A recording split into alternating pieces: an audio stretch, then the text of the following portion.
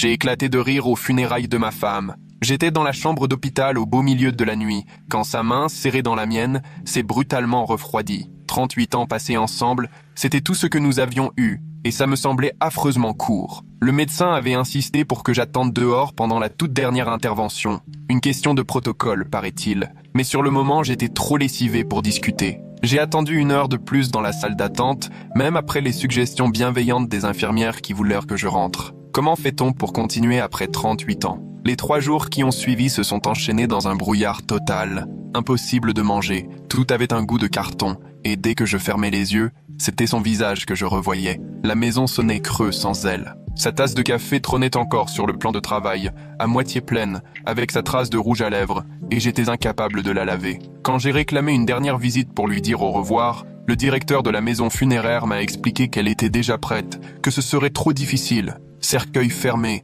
pas d'exception. Tout me ramenait à elle. Hier, je me suis surpris planté dans la salle de bain, devant l'endroit exact où, 20 ans plus tôt, on avait dansé. On venait d'emménager, on s'engueulait depuis des heures pour des rideaux de douche à rayures ou à pois. À la fin, on a choisi un modèle transparent qui ne plaisait à aucun des deux. Éreintée, elle m'avait embarqué dans la salle de bain et on avait dansé, sans un bruit, sa tête contre mon torse, en fredonnant n'importe comment. « Qu'est-ce qu'on peut être con ?» avait-elle soufflé. « Totalement con », j'avais répondu. Son téléphone avait mystérieusement disparu. L'hôpital prétendait qu'il s'était perdu dans la pagaille, mais ça m'étonnait. Elle ne s'en séparait jamais. Ma sœur a assuré l'organisation des obsèques parce que j'en étais tout bonnement incapable. Je la surprenais souvent à échanger ses regards étranges avec le directeur, une connivence qui me mettait mal à l'aise. Chaque choix, fleurs, musique, tout, était un vrai calvaire. Et à quoi bon de toute façon puisqu'Isabelle n'était plus là pour se moquer du côté empesé et cérémonieux de l'événement. Le vendredi est arrivé trop vite. Je me suis retrouvé à observer tous ces gens en noir, l'air grave, défilant sans un mot. Isabelle aurait trouvé ça insupportable. Elle aurait plaisanté qu'on se croirait à une assemblée de contrôleurs fiscaux, plus qu'à une célébration. Même Lisa, sa meilleure amie, manquait à l'appel, soi-disant partie précipitamment pour une urgence familiale, juste après la mort d'Isabelle. Le directeur est venu me chercher pour faire l'éloge. J'avais en main les fiches que ma sœur avait préparées, impeccables. Isabelle Elisabeth Delaney était une épouse dévouée, ai-je commencé, la voix nouée. Ça sonnait faux, pas parce que les mots ne l'étaient pas, mais parce qu'ils ne disaient rien de ce qu'elle était vraiment. J'ai levé les yeux. La mère d'Isabelle pleurait en silence. Son père, impassible. Ses cousins, d'ordinaire exubérants, figés dans leurs costumes noirs, taisaient tout. L'ambiance respirait la gêne et la tristesse. Rien n'était à sa place, et, surtout, ce n'était pas elle. J'ai poursuivi. Elle a illuminé la vie de beaucoup de monde durant son long combat contre... Ma voix a lâché. Long combat. Pour Isabelle, la chimio, c'était perruque fluo et danse de la victoire après chaque séance. J'allais continuer lorsqu'un souvenir m'est revenu en pleine figure. Ce soir, 5 ans plus tôt, au retour des funérailles d'une collègue, un peu éméchée, rouge de rire, on avait conclu un pacte aussi idiot qu'improbable. Le premier qui partirait obligeait l'autre à ricoler tout le monde à l'enterrement. « Tu me le promets ?» braillait-elle, hilar, les larmes aux yeux. Un vrai rickroll, la chanson entière. On avait même solidifié le marché d'un serment du petit doigt, façon gamin. J'ai sorti mon téléphone, appuyé presque sans réfléchir, et la première mesure de Never Gonna Give You Up a résonné dans la salle. 3 secondes de silence ahuri, puis j'ai chanté. Faux, sans honte, exactement comme elle l'aurait voulu. Never gonna give you up, never gonna let you down. Quelqu'un a sursauté, sa coloc d'époque a éclaté de rire tout en pleurant, puis au bout de 30 secondes, toute l'assemblée s'est mise à entonner Rick Astley à plein poumon, entre les larmes et les rires nerveux. Never gonna run around and desert you. Le directeur, inquiet, fixait son portable tout en lançant des regards nerveux au cercueil, comme s'il attendait un signal. Après la chanson, la salle a applaudi. Oui, applaudi à des funérailles. J'ai eu un choc, parce que j'ai cru voir ses lèvres bouger dans le cercueil, à peine, comme si elle se retenait de rire. Mon sang s'est glacé. J'ai avancé en titubant. Sa poitrine, est-ce qu'elle bougeait? Le directeur m'a agrippé, grave. Monsieur Delaney, il faut que... Requested Red est désormais dispo sur Spotify. Lien dans la description ou les commentaires. J'ai violemment repoussé son bras et foncé vers le cercueil, mais Mathias, plus rapide que prévu, m'a saisi l'épaule avec une poigne de fer. 2 employés en costume sombre ont surgi de la porte latérale, me barrant la route. La rumeur enflait, les gens ne savaient plus quoi penser. J'ai tenté de forcer le passage, mais Mathias me tenait, ses doigts me broyant l'épaule. Le cercueil n'était plus qu'à 10 mètres devant, mais il formait un mur. J'ai crié plus fort que je ne l'aurais imaginé. Elle a bougé! J'ai vu ses lèvres bouger, sa poitrine. Elle respirait. Il fallait vérifier. Mathias parlait d'une voix basse, rassurante, évoquant le choc, le stress, les tours du deuil. Des mots comme hallucination, épuisement émotionnel flottaient. J'essayais d'échapper à leurs bras, mais ils bloquaient chaque issue. Ma sœur m'a rejoint, aussi pâle qu'un linge. Elle a posé la main sur mon bras puis m'a traîné loin du cercueil. Des gens commençaient à se lever, certains me dévisageant comme un fou, d'autres avec une inquiétude palpable, hésitant à partir. La mère d'Isabelle sanglotait plus fort, à s'étouffer presque, son père la tenant serrée, visage fermé, me fixant sans un mot, tandis que la coloc, si joyeuse juste avant, semblait pétrifiée, la main plaquée sur la bouche. Ma sœur n'arrêtait pas de me tirer par le bras, chuchotant qu'on devait aller discuter ailleurs, au calme. Mathias a suggéré son bureau, avec cette voix toujours incroyablement posée, presque mécanique, comme s'il gérait ce genre de situation tous les jours. Ma sœur a accepté sans hésiter, sans même me lancer un regard. Là, un frisson m'a parcouru. Elle ne me demandait même pas ce que j'avais vu, elle voulait simplement m'éloigner. 2 employés sont restés en retrait, nous séparant d'Isabelle alors que Mathias nous guidait vers un couloir. J'ai lancé un dernier coup d'œil au cercueil, mais d'où j'étais, impossible de distinguer son visage. La foule commençait à se disperser, certains filaient déjà vers la sortie, d'autres restaient agglutinés, chuchotant dans un brouhaha feutré. Le bureau de Mathias sentait le cirage et les vieux dossiers. Il m'a offert un verre d'eau sorti d'un petit frigo dans un coin que j'ai refusé. Mes mains tremblaient tellement que je les ai enfouies au fond de mes poches. Assis derrière son bureau, il s'est lancé dans un discours sur les étapes du deuil, sur les différentes formes que peut prendre le déni, sur le choc de perdre son conjoint après 38 ans, qui peut parfois pousser l'esprit à voir ce qui n'existe pas. Je l'ai coupé net en plein milieu de sa tirade. Je voulais voir le corps d'Isabelle de près. Je voulais m'assurer par moi-même qu'elle ne respirait plus, tout de suite. Mathias a secoué la tête tout doucement, prenant cet air faussement compatissant, celui qu'on choisit quand on a trop l'habitude de consoler. Il a évoqué les règles sanitaires, la procédure, affirmant qu'à ce stade, ce ne serait vraiment pas raisonnable. Ma sœur s'est assise à côté de moi dans un fauteuil en cuir, sa main a cherché la mienne et l'a broyée bien trop fort. Je me suis dégagé, la fixant droit dans les yeux, mais elle a détourné le regard. Je lui ai demandé brutalement ce qu'elle me cachait, pourquoi elle et Mathias se lançaient ces coups d'œil étranges depuis le début de la semaine. Elle a fini par relever la tête et m'a dit que je perdais pied, que le chagrin me rendait paranoïaque. Mais elle avait la voix qui tremblait. Mathias continuait son laïus sur les réactions traumatiques et la fréquence des hallucinations chez les veufs bouleversés. Sa manière de parler sonnait tellement automatique, comme s'il répétait la même histoire à chaque fois. Je me suis levé d'un bond, la chaise a raclé sur le carrelage, j'ai annoncé que je partais. Ma sœur a tenté de me retenir, mais j'étais déjà dehors. Je suis resté assis dans ma voiture, sur le parking du funérarium, 20 bonnes minutes, sans démarrer. J'agrippais le volant si fort que j'en avais les jointures blanches. Je repassais la scène en boucle dans ma tête. La façon dont ses lèvres s'étaient légèrement retroussées. C'était infime, mais je l'avais vu. J'en étais sûr. Plus je restais là, plus je me persuadais que ce n'était pas un fantasme. La poitrine d'Isabelle avait bougé. Ce n'était pas une illusion, c'était réel. Ma sœur est venue frapper à la vitre, mais je l'ai ignorée. Elle était restée figée 1 minute, puis a fini par s'en aller. D'autres voitures quittèrent les lieux. Les gens des obsèques rentraient chez eux, probablement en se racontant que le pauvre veuf avait perdu la tête. Honnêtement, je me fichais de leurs avis. Il y avait quelque chose qui ne tournait pas rond. Depuis l'hôpital, un détail clochait. Rentré chez moi, je me suis précipité à la table de la salle à manger où j'avais entassé tous les papiers médicaux. J'ai tout éparpillé, fouillant le moindre document suspect. L'histoire du téléphone disparu continuait à me travailler. Isabelle gardait toujours trace de tout pendant son traitement.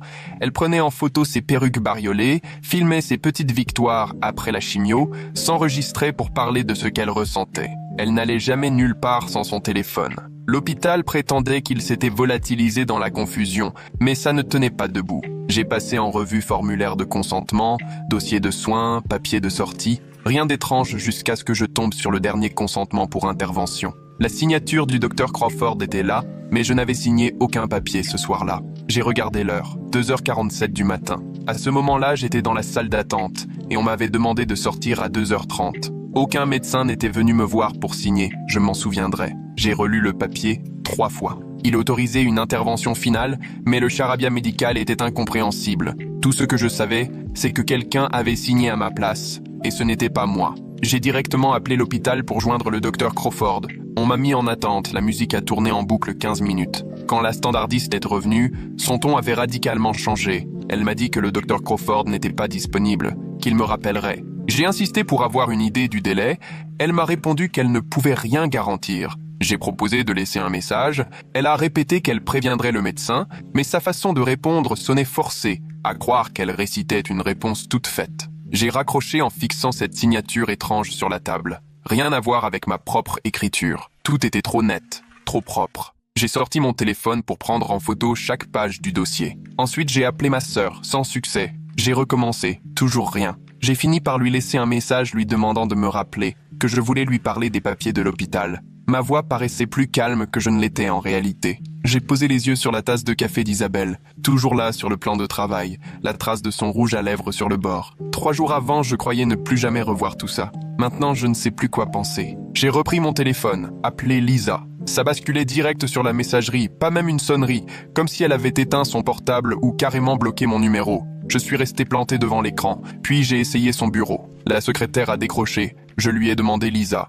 Elle a marqué un silence, puis m'a dit qu'elle était en congé, pour une durée indéterminée. Je lui ai demandé depuis quand. Elle a répondu « Depuis le lendemain de la mort d'Isabelle ». Encore une fois, sa voix sonnait comme préenregistrée, comme si elle répétait précisément ce qu'on lui avait ordonné de dire si jamais on l'interrogeait sur Lisa. Vers 6 heures, ma sœur est arrivée chez moi avec un plat de gratin recouvert d'aluminium. Elle l'a posé à côté de la tasse d'Isabelle et m'a dit que je devrais manger un peu. J'y ai à peine touché. On s'est installé à la table de la cuisine. Ma sœur gardait obstinément les yeux sur ses mains, fuyant mon regard. Elle a fini par lâcher que le maître de cérémonie l'avait prévenu que je risquais de faire une crise. Elle m'a expliqué qu'il n'était pas rare, lorsqu'on traverse un deuil, d'avoir l'impression de voir les disparus bouger ou respirer dans leur cercueil, que l'esprit pouvait nous jouer des tours sous le choc. Elle avait pris une voix bien trop douce, presque comme si elle s'adressait à un enfant. Je lui ai demandé sans détour pourquoi elle ne m'avait rien dit concernant le départ de Lisa. Elle a fini par croiser mon regard mais a hésité,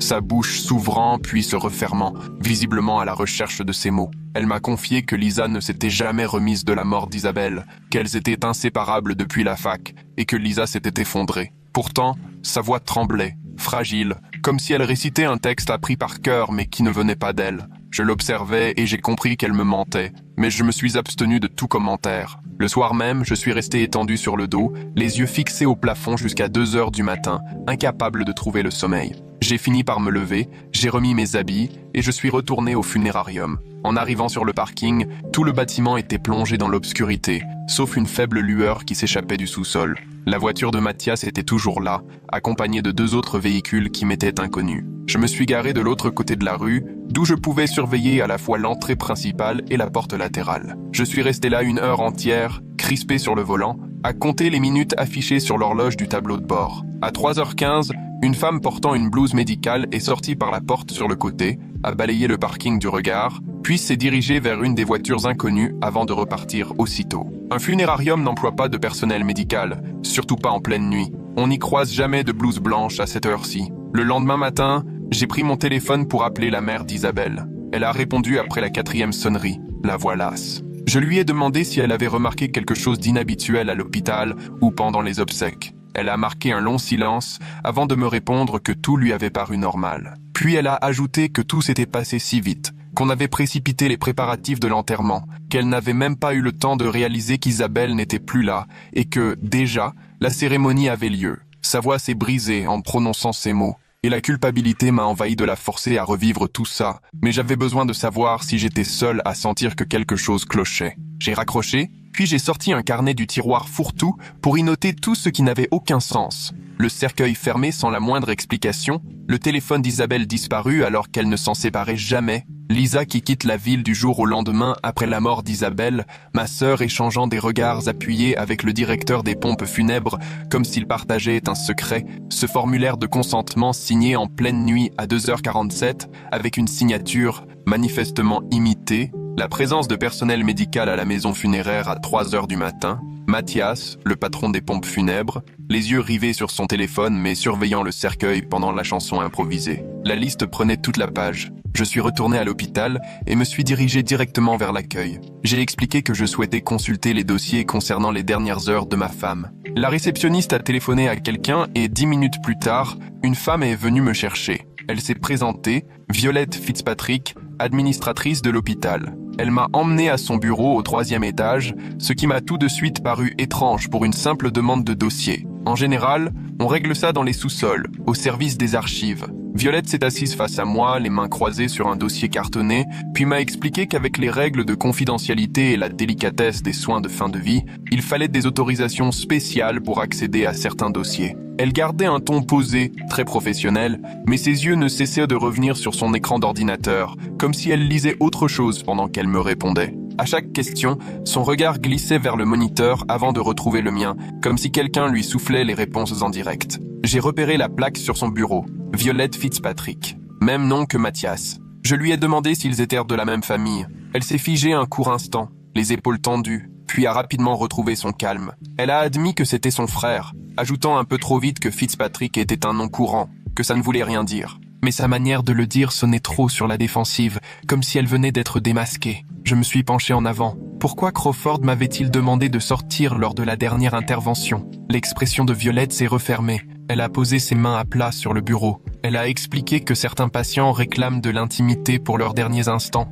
Peut-être qu'Isabelle l'avait souhaité, mais ça ne tenait pas la route. Isabelle et moi avions toujours tout affronté ensemble. Chaque traitement, chaque opération, chaque rendez-vous. Elle m'a toujours tenu la main, j'ai toujours tenu la sienne. Jamais, en 38 ans, elle n'avait demandé à rester seule loin de moi. Je me suis levé et j'ai exigé qu'on me fournisse une copie de tous les documents. Elle m'a répondu qu'il faudrait du temps pour traiter la demande. Je suis parti sans un mot de plus. Assis dans ma voiture sur le parking de l'hôpital, les mains tremblantes, j'ai sorti mon téléphone pour chercher Mathias Fitzpatrick. Le site des pompes funèbres est apparu en premier. Photos bien choisies, musique douce, rien que du classique. J'ai rajouté le nom de Violette dans la recherche et les résultats ont changé. Revue médicale, articles scientifiques, publications sur les soins palliatifs. J'ai cliqué sur le premier lien. Ils étaient bel et bien frères et sœurs, tous deux spécialisés dans l'accompagnement de fin de vie. Mathias dirigeait les pompes funèbres, Violette était à la tête de l'administration hospitalière. Ils avaient même écrit plusieurs publications ensemble.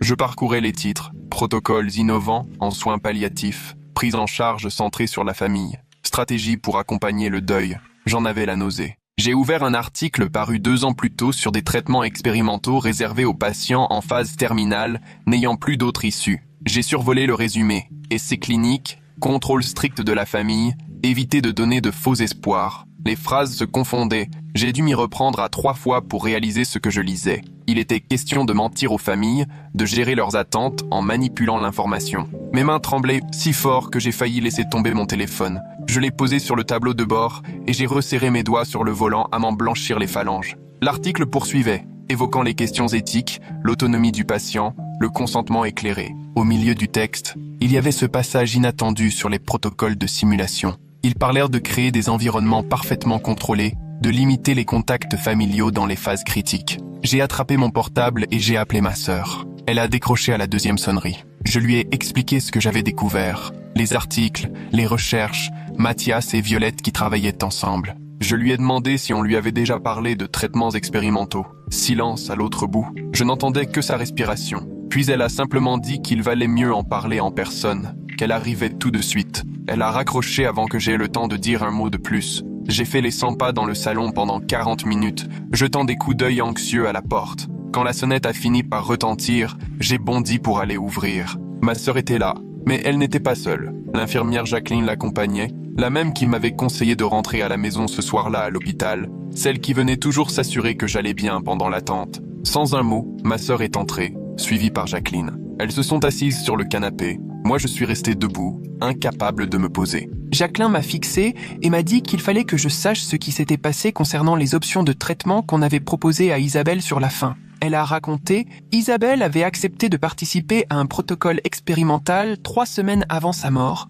une ultime tentation, pleine de risques. Ce protocole imposait une nouveauté radicale, simuler la mort de la patiente, organiser de fausses funérailles, jouer toute la scène. Elle a expliqué que c'était pour protéger la recherche de toute intrusion extérieure et pour épargner à la famille l'attente interminable du résultat, tout en gardant secrète l'incertitude. Jacqueline débitait ses explications, mais j'avais l'impression que rien n'avait de sens. Les mots me glissaient dessus sans parvenir à s'accrocher. Je me voyais, debout, incapable d'avoir réagi différemment, et soudain j'ai crié « Personne n'a le droit de simuler la mort de quelqu'un. C'est de la folie, C'est illégal, c'est insupportable. Ma sœur a éclaté en larmes, sanglotant qu'Isabelle lui avait fait promettre de ne rien me dire, qu'elle savait que jamais je n'aurais accepté une telle prise de risque, que malgré tout, elle avait choisi d'y croire même si je devais en souffrir atrocement. Je l'ai fixée, abasourdi. Comment tu as pu me cacher ça? Comment tu pouvais me regarder pleurer? Comment t'as pu organiser un enterrement pour quelqu'un qui n'était même peut-être pas morte? Sans un mot, Jacqueline a sorti un dossier de son sac, qu'elle a ouvert sur la table basse.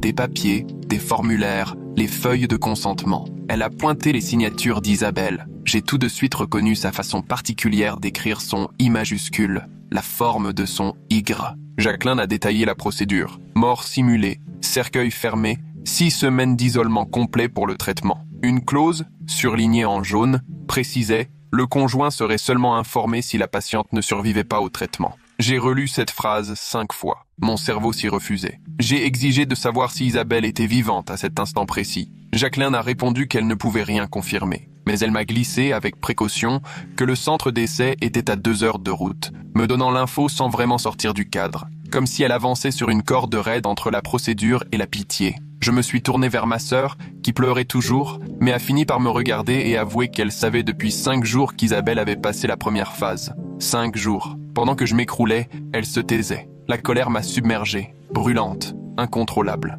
On m'avait menti. Isabelle, ma sœur, les médecins, les infirmières, le croque-mort. Ils m'avaient tout fait assister aux funérailles, laissé croire à la mort de ma femme, m'avaient regardé m'effondrer. Mais sous cette rage, il y avait autre chose. Une espèce d'espoir fou, angoissant, que peut-être Isabelle était vraiment encore vivante, que tout n'était pas perdu, qu'on avait peut-être encore du temps. J'ai saisi mes clés sur la table, décidé à partir, mais Jacqueline s'est aussitôt levée pour m'empêcher de passer. Elle m'a lancé « Tu ne peux pas débarquer dans un centre de recherche médicale et exiger des explications. Il y a des protocoles, des règles, tu comprends?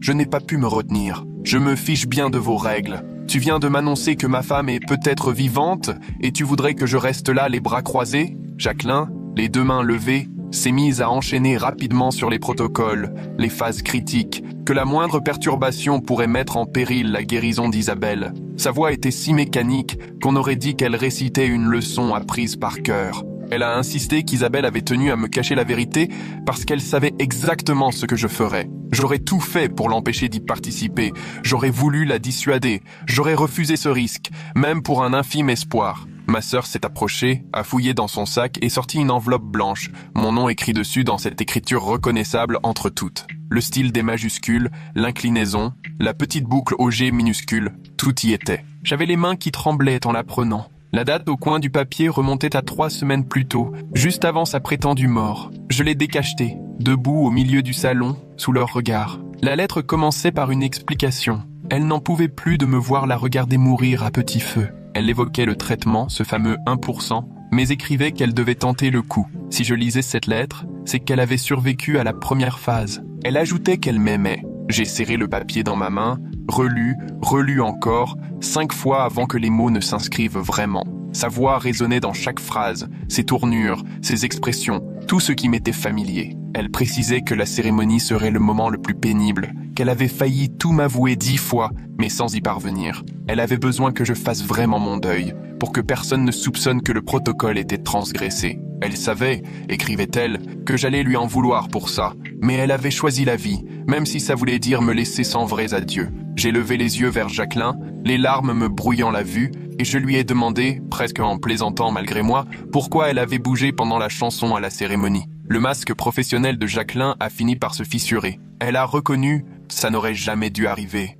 Isabelle était fortement sédatée, complètement inconsciente. Mais il faut croire que notre pacte tenait tellement que même les médicaments n'y ont rien fait. Le directeur des pompes funèbres a reçu une alerte sur son portable à cause d'un pic dans ses constantes. Il a paniqué, on est passé tout près de la catastrophe, devant tout le monde. Là, je me suis effondré pour de bon, pour la première fois depuis la nuit où tout avait commencé à l'hôpital. Accepter qu'Isabelle soit vivante paraissait déjà irréel, mais comprendre qu'elle avait tout orchestré, qu'elle m'avait laissé croire à sa mort, laissé monter à la tribune pour faire son éloge, Jacqueline m'a dit « Isabelle veut te voir, maintenant que tu sais tout. Mais tu dois bien comprendre que le traitement n'est pas terminé, que rien n'est sûr. Elle risque encore vraiment d'y rester. » Ma sœur a attrapé ses clés sur la table et ajouté « Viens, je t'emmène au centre de recherche.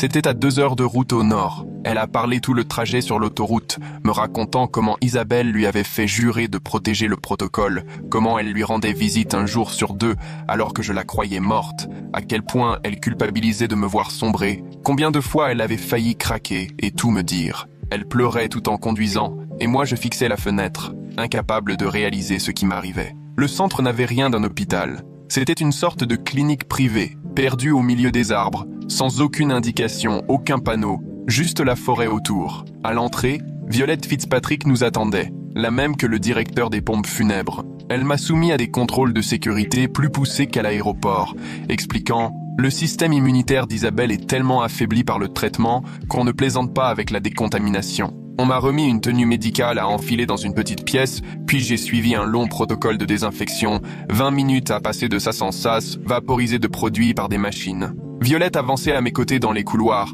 m'expliquant que la thérapie reposait sur une régénération cellulaire très agressive et que ça rendait Isabelle particulièrement exposée aux infections. Tout se faisait dans un environnement ultra stérile. On pourrait la voir uniquement derrière une vitre, avec un interphone pour dialoguer. Aucun contact, aucune étreinte, seulement des mots, comme à travers une paroi. Arrivé devant sa chambre, je l'ai aperçue derrière la vitre et j'ai cru que mes jambes allaient me lâcher. Elle était amaigrie, pâle, bien plus que pendant la cérémonie, mais elle bougeait, elle était assise, elle respirait, elle était là, vraiment là, les yeux pleins de larmes tournés vers moi. Elle a attrapé le combiné de l'interphone, sa voix est arrivée jusqu'à moi disant qu'elle était désolée, qu'elle savait ma colère, mais qu'elle avait tenté sa chance. J'ai posé la main contre la vitre, elle a fait la même chose, paume contre paume, séparée seulement par le verre. J'ai pleuré, trop fort pour parvenir à parler, longtemps, main contre la vitre, les larmes coulant sur mon visage alors qu'elle pleurait elle aussi de l'autre côté. Finalement, je lui ai demandé comment elle avait pu me laisser traverser cette cérémonie, me laisser croire à sa mort. Elle a répondu, c'était la seule manière de tenter le protocole. Je ne pouvais pas mourir doucement sous ton regard, impuissant. Je préfère que tu me détestes et avoir une vraie chance de m'en sortir, plutôt que de te voir me tenir la main pendant que le cancer me ronge. Sa voix s'est brisée sur ces mots. Je la voyais trembler de l'autre côté du verre. En essayant de reprendre contenance, j'ai essuyé mes yeux avec ma manche. Isabelle a repris le combiné, la voix fragile mais nette. Les scanners d'hier montrent que ça fonctionne. Le cancer réagit mieux qu'on aurait pu rêver. Mais il me reste encore 4 semaines ici, avant qu'on sache si ça va tenir ou si tout ça n'aura servi à rien. Elle avait l'air terrifiée, comme si elle demandait pardon pour une bêtise irréparable. Elle a reconnu qu'elle ne savait pas si c'était la bonne chose à faire, me faire traverser des funérailles et tout le reste. J'ai posé mes 2 mains sur la vitre. Je lui ai dit que je comprenais pourquoi elle l'avait fait. Ensuite, j'ai commencé à lui raconter la cérémonie, la façon dont j'ai joué la chanson, comme on se l'était promis. Je lui ai décrit tout le monde chantant Rick Astley à pleine voix, et tout son visage s'est éclairé, elle s'est mise à rire, exactement comme le samedi matin dans notre cuisine, ce rire dont je pensais ne plus jamais profiter. Elle a dit qu'elle avait entendu la musique malgré la sédation, qu'elle aurait dû rester dans le brouillard mais que la chanson l'avait ramenée à elle. Notre promesse était plus forte que tous les sédatifs du monde.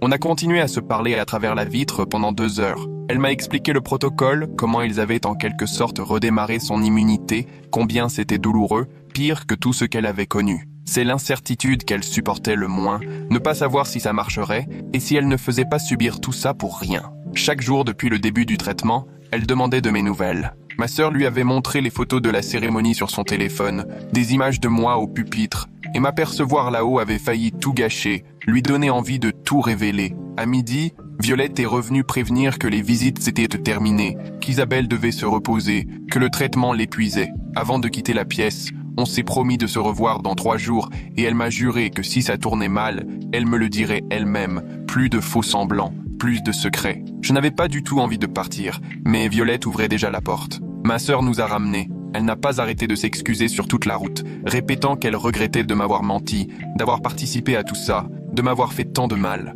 J'étais trop vidé pour lui en vouloir, juste soulagé, effrayé, plein d'espoir tout à la fois, à essayer d'accepter que j'aurais peut-être encore un peu de temps avec Isabelle. En rentrant, la maison me paraissait changer, comme si les murs s'étaient déplacés. Je suis resté assis à la table de la cuisine sans rien faire, pendant 1 heure. Le lendemain, j'ai commencé à passer des coups de téléphone. Il a fallu expliquer aux gens qu'on s'était trompé, qu'Isabelle suivait un traitement et que la cérémonie avait eu lieu beaucoup trop tôt. J'ai inventé une histoire de coma, prétendant l'avoir confondu avec un décès. C'était invraisemblable, mais les gens ont accepté. Après tout, qu'aurait-il pu faire d'autre? Prévenir les parents d'Isabelle a été le plus délicat. Sa mère a décroché, et à peine avais-je commencé à expliquer qu'elle s'est effondrée en sanglots, incapable de prononcer un mot. Son père a alors repris le téléphone, à la fois fou de joie et fou de colère. Il voulait absolument savoir pourquoi personne ne les avait informés de cet essai, pourquoi on les avait laissés assister à des obsèques pour leur propre fille encore vivante. J'ai essayé d'expliquer qu'Isabelle voulait éviter à tout le monde un faux espoir, qu'elle ne supportait pas que les gens vivent dans l'attente,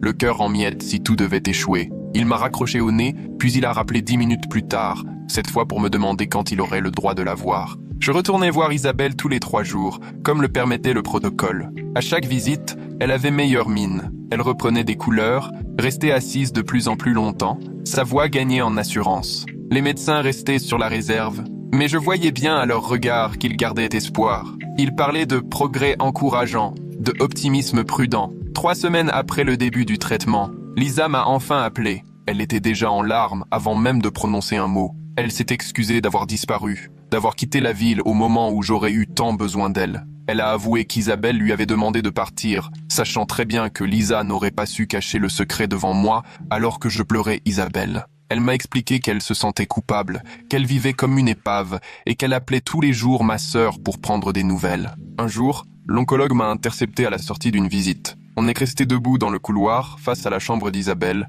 et il m'a confié que sa réaction au traitement dépassait tout ce qu'ils avaient pu imaginer. Il voyait une régénération cellulaire jamais observée jusqu'ici. Il a bien pris soin de préciser qu'il était trop tôt pour crier victoire, qu'il faudrait du temps, mais il tremblait en me montrant les résultats sur sa tablette. Avant ma visite suivante, je suis passé chez nous récupérer la boîte de perruques multicolores d'Isabelle, rangée au fond de son armoire. La première était rose avec des mèches violettes, celle qu'elle avait portée lors de sa dernière séance de chimio, quand elle avait dansé sur le parking. J'ai pris les 6 perruques, je les ai glissées dans un sac et je suis reparti vers l'hôpital. À l'entrée, Violette m'a accueilli avec un grand sourire en voyant le sac. Elle m'a dit « Isabelle va être folle de joie, elle en parle depuis le 2e jour ». J'ai suivi tout le protocole de désinfection et je me suis posté devant la vitre avec le sac. Quand Isabelle a compris ce que je tenais, son visage s'est illuminé. Elle s'est collée contre la vitre, a désigné la perruque rose, alors je l'ai brandie et elle a hoché la tête, surexcitée. L'infirmière l'a passée dans une drôle de machine à désinfecter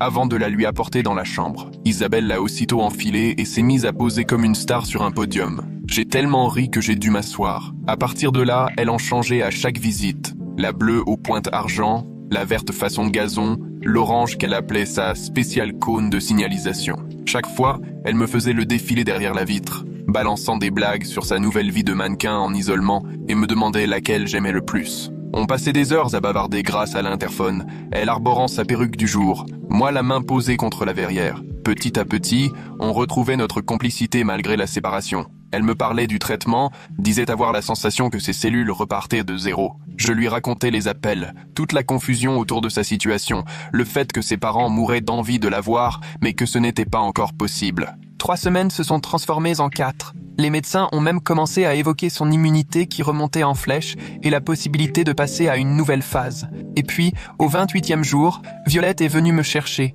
l'air tout différent. Elle m'a annoncé que les résultats d'Isabelle étaient assez bons pour que je puisse enfin entrer dans sa chambre avec elle. Il fallait enfiler tout un attirail de protection et mettre un masque. Mais cette fois, j'allais pouvoir la toucher. L'infirmière a ouvert la porte et je suis entré. Isabelle était assise sur son lit, coiffée de la perruque arc-en-ciel où toutes les couleurs se mélangeaient. Je me suis approché, elle s'est levée en titubant un peu et je l'ai serrée contre moi. Je ne l'ai pas lâchée pendant 20 minutes. Son cœur battait contre le mien, son souffle chaud dans mon cou. Elle était bien vivante, là dans mes bras. Elle n'arrêtait pas de répéter mon prénom, moi je ne pouvais plus m'arrêter de pleurer. Je la retenais juste contre moi, fasciné par sa respiration. Les médecins ont réalisé toute une batterie d'examens la semaine suivante. Je restais en salle d'attente le temps d'un marathon de scanners et de tests. Après 2 heures, l'oncologue m'a fait signe et m'a conduit dans son bureau. Sur l'écran d'ordinateur, il m'a montré les images des scanners d'Isabelle, pointant les zones où se trouvait autrefois le cancer, avant de m'annoncer qu'il ne voyait plus la moindre cellule active. Sa voix restait prudente. Il répétait qu'il faudrait surveiller Isabelle pendant des années, que rien n'était jamais acquis. Mais les images étaient limpides. J'ai demandé si je pouvais aller lui dire la nouvelle. Il m'a souri.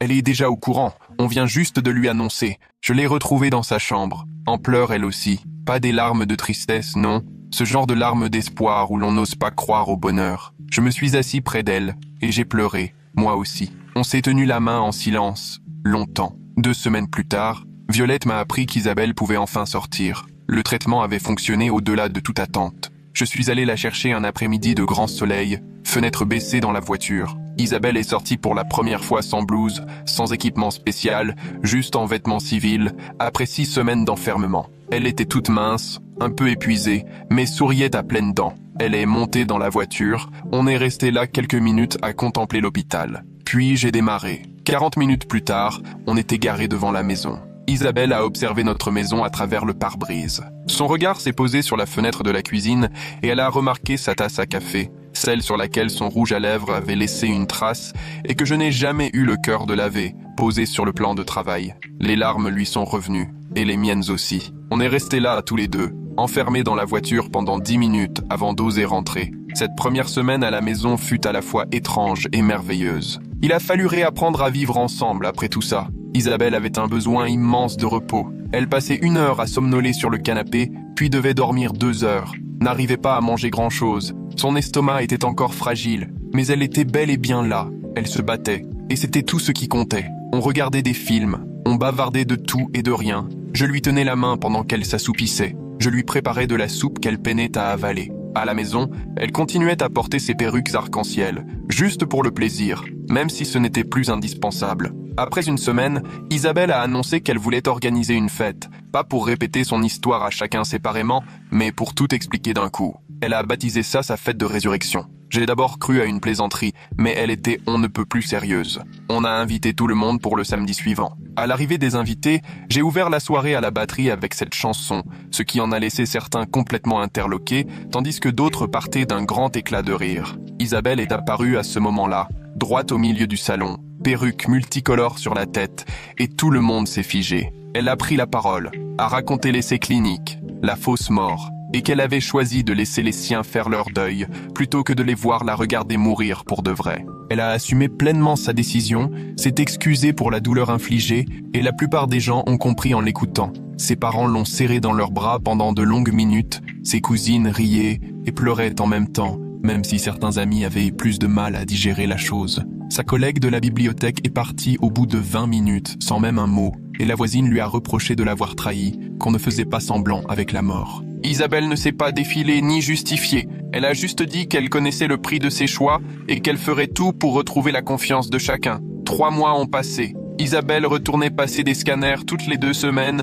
et les résultats étaient chaque fois rassurants. Son oncologue nous a appris qu'il préparait un article sur les résultats de l'essai clinique. Il a demandé à Isabelle si elle accepterait d'être citée comme exemple, pour que d'autres médecins puissent s'inspirer de son parcours. Elle a accepté sans la moindre hésitation, désireuse que son expérience serve à d'autres face à ces choix impossibles. Ma sœur et moi, on a recollé les morceaux lentement. Il m'a fallu du temps pour lui pardonner d'avoir menti, de m'avoir laissé affronter la douleur de funérailles qui n'était pas réelle. Un midi, alors qu'on déjeunait ensemble, elle a fini par m'avouer qu'elle avait failli tout me révéler une 12aine de fois, que garder ce secret avait été la chose la plus difficile de sa vie, qu'elle se réveillait la nuit, malade d'angoisse. Je lui ai dit que je comprenais, même si j'aurais préféré qu'elle n'en ait jamais eu besoin. Lisa est revenue s'installer en ville en novembre. D'abord, elle a appelé Isabelle, avec qui elle est restée 3 heures au téléphone. Ensuite, elle m'a passé un coup de fil à son tour, pour s'excuser à nouveau. Isabelle l'a invitée un vendredi soir. Lisa est arrivée avec du vin, et très vite, on a retrouvé nos vieux réflexes.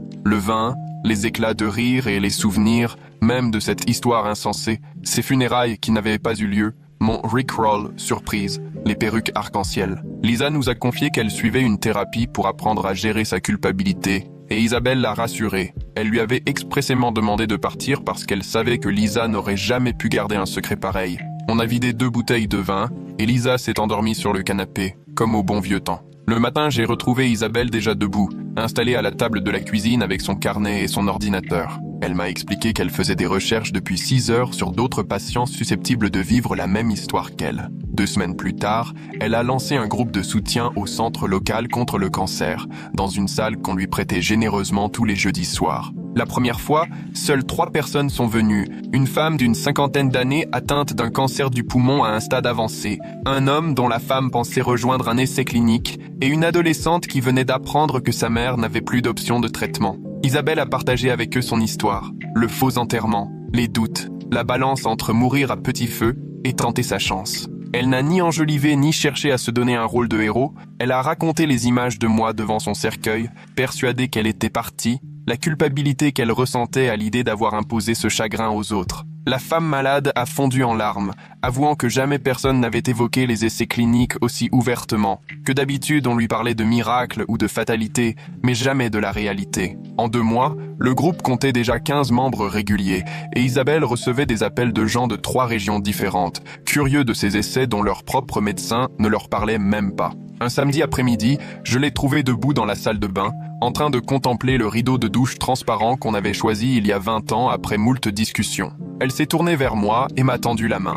Je l'ai attirée contre moi et, sans un mot, on s'est mis à tourner doucement dans cette minuscule salle de bain, sans musique. Elle a fredonné maladroitement contre ma poitrine, le même refrain sans mélodie que 20 ans plus tôt, et j'ai deviné à ses épaules qui tremblaient qu'elle riait silencieusement. Elle a soufflé qu'on était restés 2 grands idiots, et je lui ai répondu qu'on avait bien le droit de l'être, surtout si c'était ensemble. Une seconde fois, on a dansé comme ça, sans rien dire, pendant peut-être 10 minutes, suffisamment longtemps pour que mon dos me fasse mal, mais aucun de nous n'avait envie de s'arrêter. Quand enfin on s'est arrêté, elle m'a embrassé et a confessé qu'elle avait pensé à ce moment chaque jour de son traitement, et qu'elle se demandait si on saurait à nouveau être bêtement heureux tous les deux. 6 mois après sa sortie de la clinique, l'oncologue d'Isabelle nous a reçus dans son bureau pour les derniers résultats du scanner. Il affichait ce sourire bizarre qu'ont rarement les médecins confrontés à ce genre de verdict. Sur l'écran, il a pointé les zones où, avant, il y avait des tumeurs. Cette fois, il n'y avait plus rien. Rémission, il a annoncé, une vraie, la confirmation officielle, plus aucune cellule cancéreuse nulle part dans son corps. Isabelle m'a serré la main tellement fort que j'ai cru qu'elle allait me casser les doigts. On est resté encore une bonne heure dans le bureau à discuter des prochains contrôles et examens, mais honnêtement, je n'écoutais que d'une oreille, trop occupé à regarder Isabelle, à réaliser qu'elle était vraiment là, qu'elle ne partait pas. Ce soir-là, on a enfin réservé ses places pour un hôtel au bord de la mer dont on rêvait depuis nos 20 ans de mariage, mais où on n'avait jamais eu le temps d'aller. 2 semaines plus tard, on se retrouvait assis sur le sable, à ne rien faire de particulier, juste à exister côte à côte, à regarder la mer, lire, et surtout à éviter tout sujet qui rappellerait le cancer, les traitements ou la mort. Isabelle changeait de perruque arc-en-ciel chaque jour, même si elle pourrait s'en passer, et les touristes la dévisageaient, mais elle s'en moquait royalement. Le dernier jour, elle a laissé tomber la perruque et a offert au soleil ses cheveux en repousse. Elle a dit que, pour la première fois depuis 3 ans, elle se sentait à nouveau elle-même, plus seulement une patiente. La tasse de café est restée des mois sur notre plan de travail après son retour à la maison. À chaque passage, je voyais le rouge à lèvres imprimé dessus, et je pensais ne jamais revoir cette couleur sur ses lèvres. Un matin, j'ai fini par la prendre, la laver longuement jusqu'à faire disparaître la trace. Isabelle est entrée pendant que je séchais la tasse, elle m'a surpris et s'est mise à rire de mon petit côté attaché à la vaisselle sale. Je lui ai expliqué que c'était comme effacer la dernière preuve de son absence, et elle m'a dit que c'était une bonne chose. Elle voulait qu'on reparte à zéro. On réapprenait une nouvelle normalité, où aucun de nous ne considérait le lendemain comme acquis. Il lui arrivait d'interrompre le dîner juste pour me prendre dans ses bras, et, certaines nuits, je me réveillais pour vérifier qu'elle respirait encore à côté de moi. On se disait « je t'aime » à tout bout de champ, 40 fois par jour, juste parce que c'était possible, parce qu'elle était là pour l'entendre. Les choses du quotidien, comme faire les courses, regarder la télé blottie sur le canapé, ou débattre du petit déjeuner, tout ça est redevenu précieux, comme si on avait failli tout perdre. Cet automne-là, le centre de recherche a publié les résultats de l'essai dans une grande revue médicale. L'oncologue d'Isabelle nous a appelés pour nous annoncer que, grâce à son succès, 3 autres patients en phase terminale allaient pouvoir tenter le même traitement. En moins d'1 mois, Isabelle a commencé à recevoir, via le centre, des lettres de famille qui la remercièrent d'avoir osé l'impossible, d'avoir offert une chance à leurs proches. Elle a tout gardé dans une boîte au fond du placard et relisait ses messages dans les moments plus durs, quand la mélancolie du faux adieu se faisait trop lourde. Une lettre, particulièrement, venait d'une mère dont la fille entamait le protocole. Elle écrivait que le simple fait de savoir que quelqu'un s'en était sorti rendait la peur moins accablante. En lisant ça, Isabelle a pleuré. Puis elle a appelé le centre pour proposer de discuter avec les familles qui allaient y passer par là, leur expliquer ce que traversaient leurs proches. Un programme de bénévolat s'est monté et Isabelle partageait son expérience en visioconférence avec eux dès l'entrée en isolement, leur disant la vérité. Combien c'était dur, incertain, mais aussi combien ça valait la peine. Pour nos 39 ans de mariage, on a renouvelé nos vœux dans le jardin, entourés d'une trentaine d'amis. Isabelle portait une perruque arc-en-ciel, celle des jours de fête. Moi j'avais remis mon vieux costume de mariée qui me serrait pas mal maintenant. Ma sœur officiait après s'être fait prêtre sur Internet juste pour nous et a versé des larmes du début à la fin de la cérémonie. Au moment des alliances, Isabelle a sorti nos bagues de toujours, celles qui avaient tout traversé avec nous, et a déclaré qu'elle ne voulait porter que celle-là. À la fête, on nous a demandé la chanson d'ouverture du bal, j'ai dégainé mon téléphone et lancé la musique. À peine les premières notes, tout le monde s'est mis à rire, à chanter faux, à danser, Isabelle et moi en tête, pendant que nos proches, Rick compris, s'en donnaient à cœur joie. Ses parents chantaient à tue-tête, même Lisa était là, les larmes aux yeux, et morte de rire en même temps. Quand la musique s'est arrêtée, Isabelle m'a embrassé et a lancé « On ne s'en remettra jamais ». Et j'ai répondu « Tant mieux, c'est tout ce que je veux ». 1 an après ces pseudo-funérailles, on allait bien mieux que prévu. Les scanners d'Isabelle restaient parfaits, elle retrouvait son énergie et ne faisait plus de cauchemars. On a recollé les morceaux avec presque tous ceux qu'on avait blessés, même si certains amis gardaient leur distance. Et on l'acceptait, car certaines blessures mettent plus de temps à guérir. On s'habitue à vivre sous l'incertitude, à savoir que la rémission n'est pas une guérison définitive, qu'on fait des projets sans aucune garantie. On a passé de nouveaux pactes. Honnêteté, communication, plus jamais de décisions importantes cachées. Isabelle m'a promis de dire si la peur du retour de la maladie revenait au lieu de garder ça pour elle. Moi, je lui ai promis de respecter ses choix, de l'accompagner malgré mes propres angoisses. On s'est juré de continuer à danser comme des idiots dans la salle de bain sans musique et de rester 2 andouilles aussi longtemps que la vie le permettrait. Un soir, alors qu'on profitait d'un coucher de soleil sur la terrasse, Isabelle m'a dit qu'elle referait le même choix. Pour elle, le simple fait d'avoir eu ce temps ensemble valait la peine de me faire traverser cet effroi passager. Je lui ai répondu que je comprenais maintenant que l'amour, parfois, impose des choix douloureux sur le moment, mais indispensables pour sauver ce qui compte vraiment. On est resté là, main dans la main, à regarder le ciel se teinter de rose et d'orange, sans penser ni à demain ni à hier, juste heureux d'être là, tous les deux. Un voisin est passé avec son chien et nous a adressé un signe de la main, tout à fait naturellement, comme si nous étions simplement un couple parmi tant d'autres, vieillissant côte à côte. Au fond, c'est peut-être bien ce que nous avons toujours été. 2 personnes prêtes à se battre encore et encore pour ne pas se perdre, quelles que soient les épreuves. Le soleil disparaissait déjà derrière les toits, le porche s'est éclairé tout seul, et pourtant, aucun de nous n'a eu envie de bouger, tant l'instant avait quelque chose de précieux.